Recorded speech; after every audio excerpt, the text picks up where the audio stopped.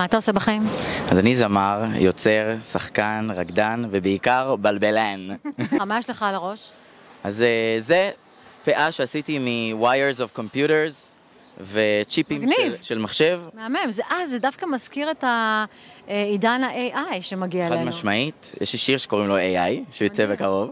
מה החלום? החלום שיפסיקו לשפוט, תפסיקו לשפוט, חבר'ה.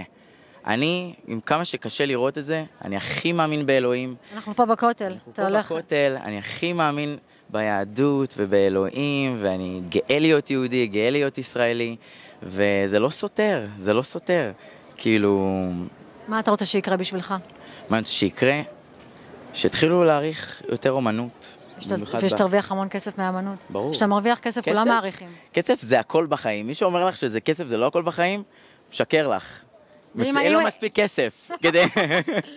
אז כסף זה באמת הכל בחיים. בר, בהצלחה. לא רק, אבל הרוב.